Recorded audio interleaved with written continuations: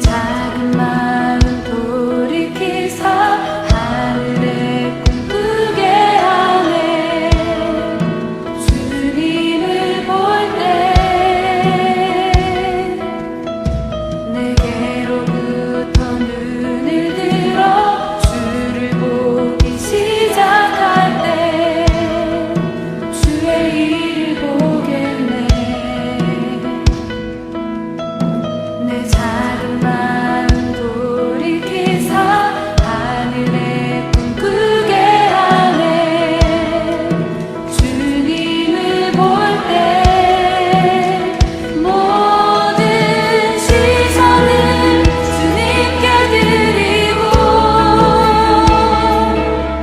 살아계신 하나님을 느낄 때 내 삶은 주의 역사가 되고 하나님이 일하기 시작하네.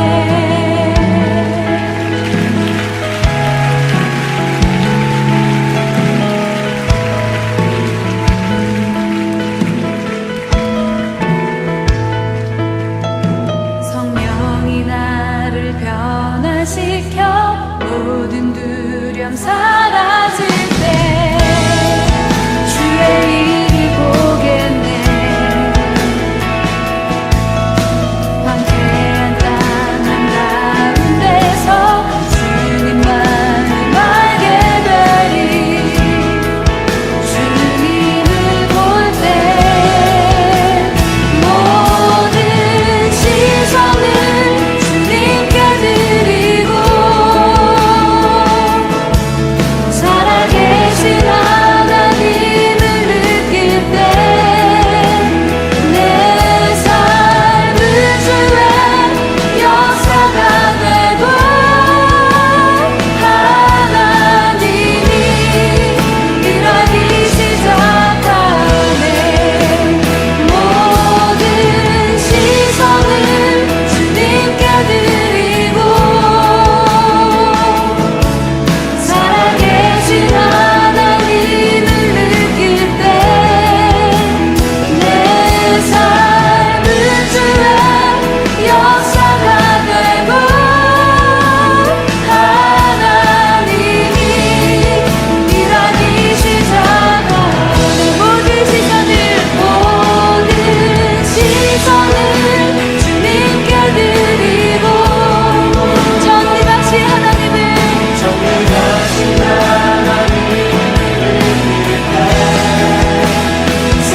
세상은 주의 나라가 되고 하나님이 일하기 시작하네.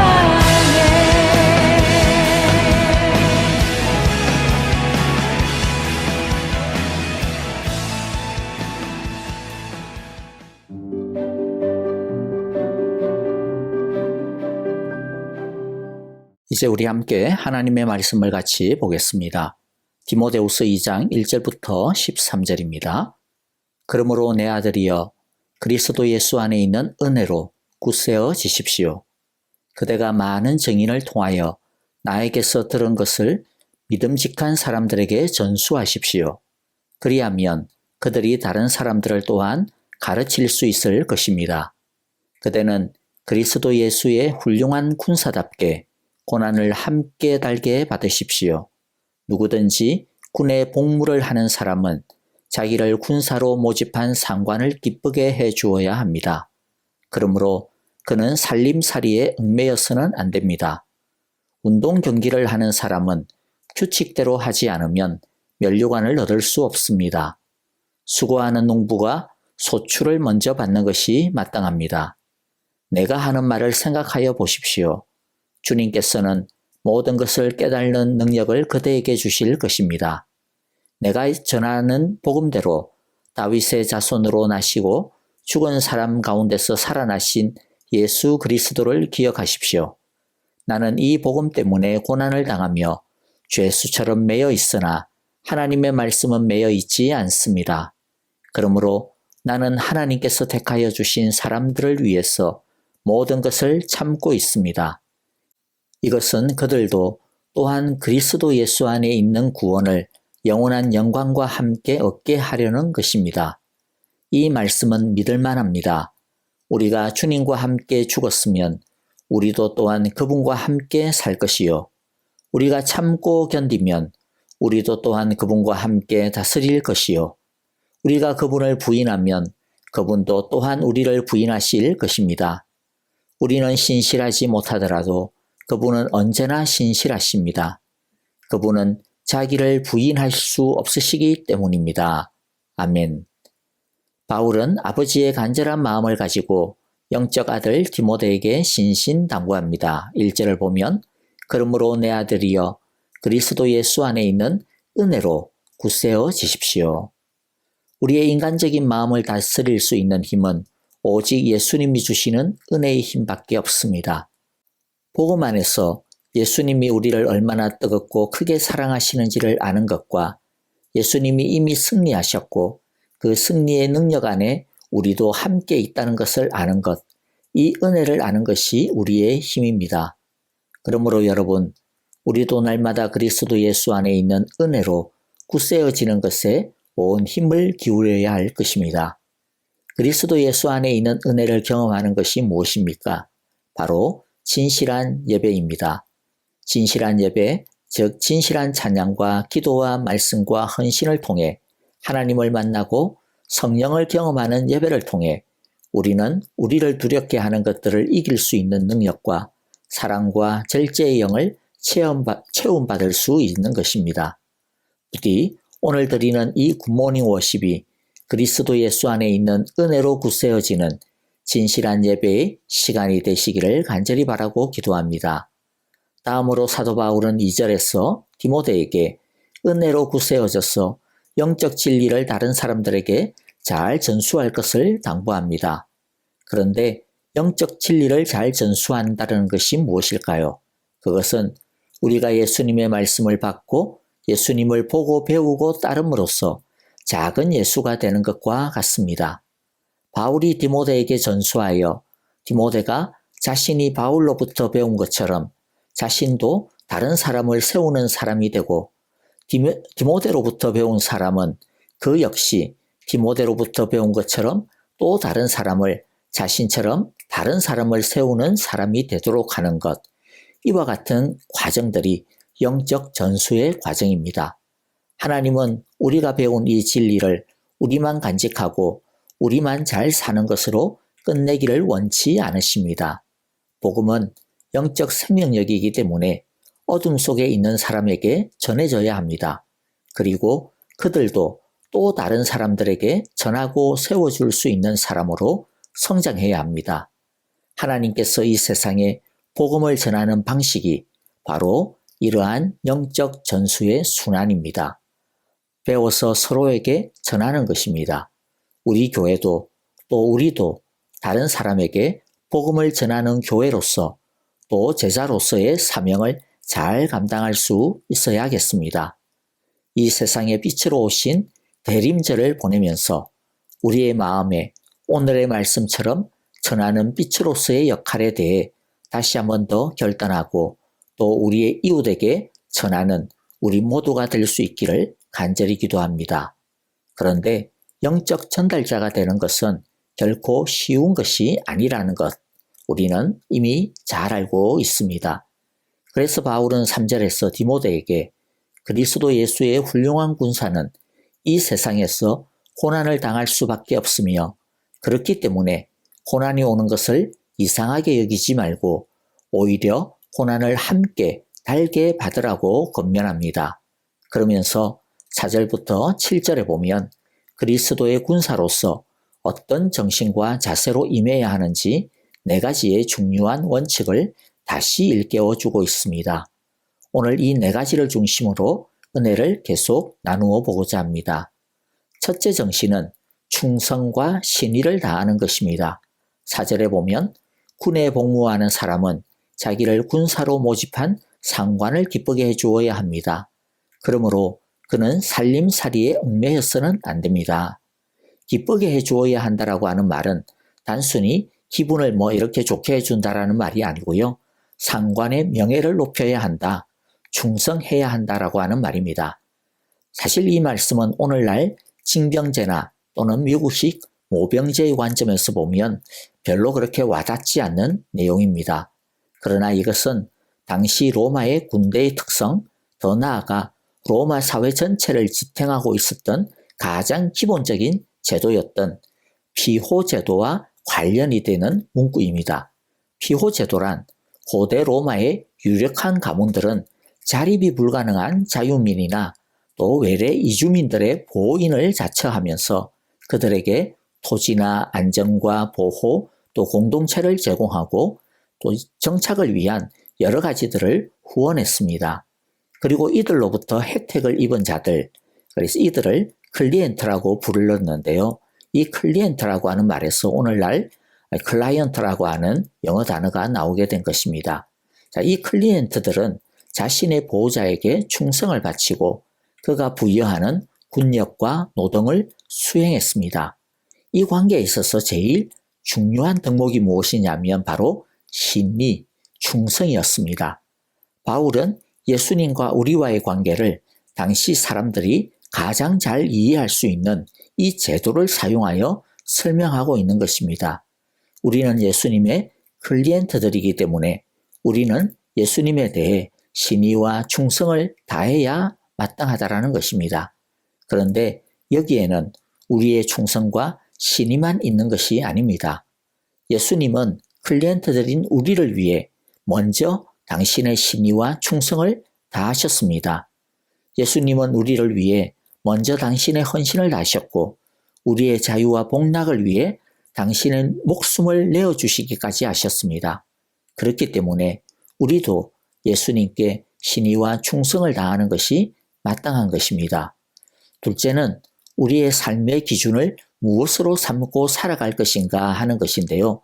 오직 하나님의 말씀이 우리의 삶의 중심이 되어야 함을 말씀하고 있습니다. 5절인데요.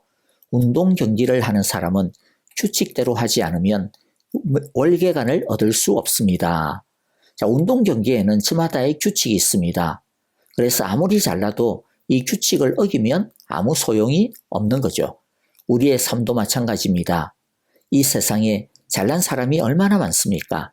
그러나 사람들이 보기에 아무리 대단해 보여도 하나님의 규칙을 지키지 않았다면 그것은 아무짝에도 쓸모없는 것들입니다. 하나님은 그런 자들을 향하여 이렇게 꾸짖는다고 말씀합니다. 당장 내 앞에서 꺼지거라, 이 불법을 행하는 자들아. 진정한 승리자, 하나님의 영원한 면류관, 월계관을 쓰는 사람은 하나님의 규칙, 즉 하나님의 말씀에 따라 자신의 삶을 살아내는 사람들입니다. 우리 모두 불법과 꼼수를 행하는 자들이 아니라 하나님의 말씀을 행하는 자들이 되어 하나님이 씌워주시는 면류관을 다 쓸 수 있게 되시기를 간절히 바라고 기도합니다. 셋째는 우리는 복음의 열매를 위해 힘을 다해 수고해야 합니다. 6절인데요. 수고하는 농부가 소출을 먼저 받는 것이 마땅합니다. 여기서 수고는 힘들여 고생한다라고 하는 뜻입니다. 즉 한번 해보거나 또 적당히 하는 것이 아니라 입에 단내가 나도록 안 되면 되게 해라, 이러한 자세로 하는 수고를 뜻합니다. 우리의 개인의 인격과 성품 속에서 우리의 옛 성품을 죽이고 성령의 열매가 맺도록 하는 것, 결코 간단한 일도 쉬운 일도 아닙니다. 우리의 생활 속에서 하나님의 말씀을 적용하고 순종하며 말씀의 열매가 맺어지도록 하는 것, 결코 쉽게 되어지는 것이 절대로 아닙니다. 영혼 구원이나 다른 사람을 영적으로 성장하도록 돕는 이러한 사역의 열매를 맺는 것, 얼마나 오랜 시간이 걸리고 힘든 일인지 모릅니다. 하나님은 우리에게 농부가 열매를 수확하기 위해 죽을 힘을 다해 수고하듯이 우리도 영적 수확을 위해 피땀 흘려야 할 것을 당부하고 있는 것입니다. 그러면서 하나님은 이렇게 수고하는 자들에게 약속하십니다. 죽을 힘을 다해 최선을 다해 수고하는 자에게 열매를 맺게 해 주실 것을 약속해 주십니다. 우리 모두 우리의 인격과 생활, 그리고 사역의 열매를 출수하는 기쁨을 얻게 되시기를 간절히 바라고 기도합니다. 마지막으로 네 번째는요, 하나님의 능력을 받아야 합니다. 7절인데요. 내가 하는 말을 생각하여 보십시오. 주님께서는 모든 것을 깨달는 능력을 그대에게 주실 것입니다. 우리 힘으로는 할 수 없습니다. 죄와 죽음을 이기신 복음의 능력으로서만 우리는 훌륭한 군사답게 고난을 능히 감당하고 이길 수 있습니다. 말씀을 마무리하겠습니다. 9절에 의하면 사도 바울은 복음 때문에 고난을 당한다라고 합니다. 우리는 보통 편안하고 어려움이 없는 삶을 원합니다. 그것이 복된 삶의 조건이라고 여기죠. 그러나 바울은 복음을 위해 살고 있느냐 아니냐, 예수님을 드러내고 있느냐 아니냐, 예수님을 위해 살고 있느냐 아니냐, 예수님의 구원을 전하고 있느냐 아니냐를 가치 있는 삶의 기준으로 보았습니다. 우리 모두 그리스도를 위해 살고 죽는 충성스러운 그리스도 예수의 훌륭한 군사가 다 되시기를 간절히 바랍니다. 이렇게 우리가 훌륭한 군사로 살아갈 때 여러 어려움을 당하지만은 하지만 11절부터 13절에서 하나님은 우리에게 분명히 약속하고 있습니다. 말씀을 읽고 마무리합니다. 이 말씀은 믿을만합니다.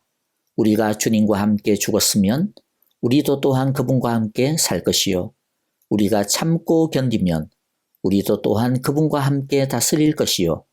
우리가 그분을 부인하면 그분도 또한 우리를 부인하실 것입니다. 우리는 신실하지 못하더라도 그분은 언제나 신실하십니다. 자기를 부인할 수 없으시기 때문입니다. 아멘. 온 마음을 다해 주님을 찬양합니다. 그 선한 힘에 고요히 감사하여 그 놀라운 평화를 누리며 나 예수님과 함께 걸어가네. 나 성령님과 새 날을 여네. 지나가 넘을 어둠의 날들이 무겁게 내 영혼 짓눌러도 오 주여 우릴 외면치 마시고 약속의 구원을 이루소서. 우리 함께 고백합니다. 그 선한 능력 우릴 감사시니 믿음으로 일어나를 기대하네. 주 언제나 우리와 함께 계셔 하루 또 하루가 늘 새로워. 함께 고백합니다. 주께서 밝히신 작은 불꽃이 우리의 삶 어둠을 헤치고 타오르네. 그 빛에 우리 모두 하나 되어 온 세상을 비추